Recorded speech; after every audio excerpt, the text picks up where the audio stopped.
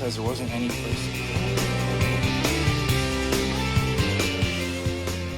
It's close, but it doesn't touch. Better this way. But yeah. Alright, TBM controls for flight simulator. Down here we have the yoke, which slides on that rail right there. We have the throttle quadrant, which slides back and forth to get it out of the way. TBM controls located there. Got real sim gear, CDU, GMA 350, and the GMA 700 autopilot, and GNS 435.3. See how things are kind of laid up here.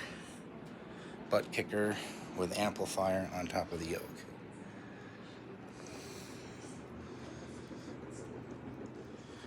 Okay, same thing here, except now I've slid the yoke back halfway and entered into a center stick with a 200mm grip. This is for flying a twin engine like Diamond with a twin engine setup here on the honeycomb with custom knobs. So you can see how that works. Also here, this has full travel without being interfered by the yoke itself. Once again, this is slid up all the way to give you access, and you have everything you need here to fly IFR. Okay, here you can see kind of how I have the yoke set up here. This is on a mount. I drilled some holes in the yoke to put them through, locked it down. Got a sidebar here with another plate that holds my TPM, throttle prop mixture, along with a GNS 530/430 that's a little bit dusty. On the right side here, got two of these. That'll slide all the way back with another one of those extensions with an L bracket going into this, which is from the Thrustmaster Boeing yoke. Had a little piece of wood that I had to make to mount this component on top of my Bravo. And that's how that looks. And that'll slide back and out of the way. Okay, here it is now slid all the way back, giving me room to go into my next configuration, which is an F-16. Okay, this is the F-16 configuration. As you can see, I've slid these two panels out, exposing the collective. However, we now have a WinWing F-16 throttle mounted securely, and this is my G13, kind of like I use as a left-hand mouse and a control button. Have my keyboard here, butt kicker. The yoke is now out of the way, slid all the way back, along with the throttle quadrant all the way back. So everything is where it needs to be. Here's a representation of the F-16 cockpit. So here's something new. This is a Virpil CM2 with a Thrustmaster grip with hard springs. Now, because there wasn't any place to put a mouse, I actually got two other plates from the extra plates that I had actually for building this thing, and kind of bolted those together and made an extension to hold the trackball here. Then I have this, which is now flipped 90 degrees forward and underneath. This fits really well, works really well too for flying the F-16. It's one of my favorite aircraft in the Air Force. Over here are all the other Virpil grips and the center sticks that I use. So I've got another side stick over here that I'll mount here in just a few minutes. One other thing about this F16 grip, you'll notice that it's off center. It's not completely straight. It's got a bit of an angle to it. It actually has a 12-degree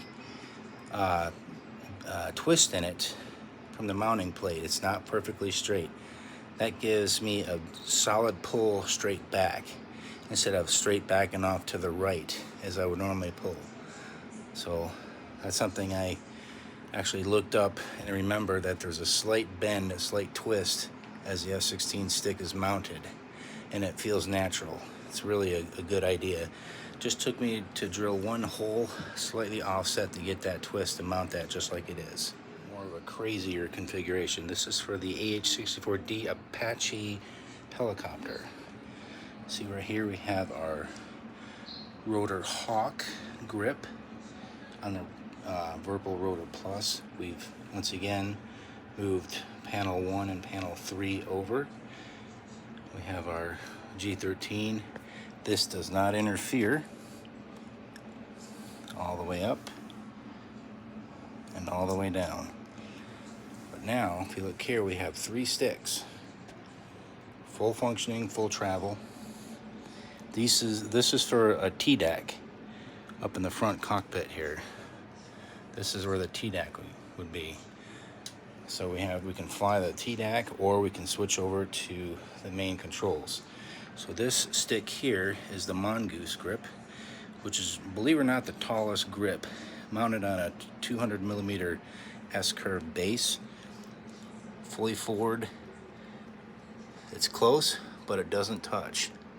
And that's full deflection forward, no problem. And over here we have the right-hand grip. Same thing as the Viper, but it's a left and right-hand grip. And it's moved down slightly.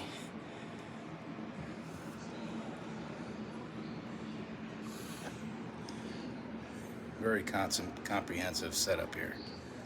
And the keyboard I custom mounted using a Virpil clamp, and I can actually show it to you. It's actually just kind of mounted right like that. It's just I had to drill a couple of holes, but it works, and it swivels out of the way if I actually ever need to move it. And the keyboard just slides right out, but it's held in pretty well. So very comprehensive so far. Okay, moving on to, I think we'll do the F-18.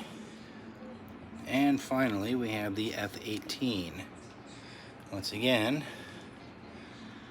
panels 1 and 3 are moved away. The Hawk rotor extension, the grip, is now removed. In place we have the wing F-18 split throttle. Also have, just like you saw earlier, the F-16 from Wing, and we have the Thrustmaster HOTAS Warthog over there. So this is a configuration for an F-18. You see, it's pretty much 1-to-1, as much as you can get. Got a bit of an angle on the panel number 2, which is actually really nice. And it all fits. You'll notice over here, there's a slight difference. Both these, this and that, are now flip-flops. So this is back here and this is up here. I did that so I have extra controls over there for the F-18. Once again, full travel. Does not interfere with the yoke at all. Plenty of room. That's full deflection forward.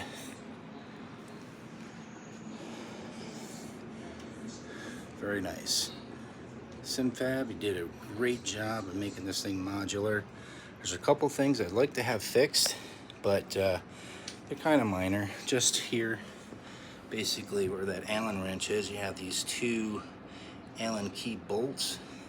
They're right on the floor. If there was some way to be able to loosen and tighten those without a tool, that'd be great, but for now that's perfectly livable. I just have to figure out a better way to store all my extra throttle quadrants here. If I've been using this and been hanging them down with these L brackets from SimFab, which are right there, and they just slide in and slide out. Quick release is great. Another thing would be really nice is have quick release armrests, if that's possible, but they still work really well.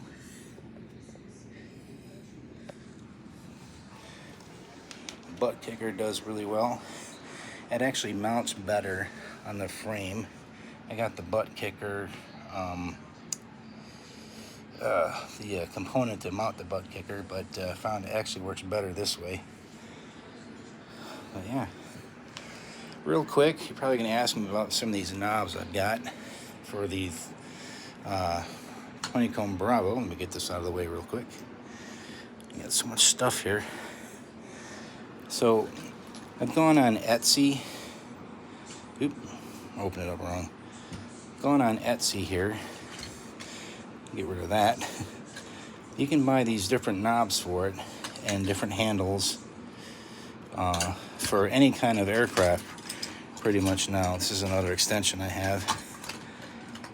But it's actually worked out really well. In fact, I got this one here for flying the Kodiak. I thought that was really cool because this one came with a bunch of different knobs as well. But if you go on Etsy, they can get custom 3D printed knobs to your liking or whatever. There's a lot of options out there. Got this one here. I got a couple of these for a 737. Got this one for flying general aviation aircraft. Much bigger, more to scale. You know, they just fit right on here basically. You just put it on like this, and there you go. Works really well. So yeah, just use your imagination. Look at some of the parts, and you can build your own rig for different situations. And this one's nice because it's very, very modular and it moves around, so it fits better. Everything is where you want it. I don't have to slide the seat up very far to be comfortable. You got plenty of room between the seat and the pedals, and the yoke, when it's slid up, slide it back. Got plenty of room between the sides, or the stick here doesn't interfere. Plenty of room. It fits really well. I recommend this setup here through SimFab.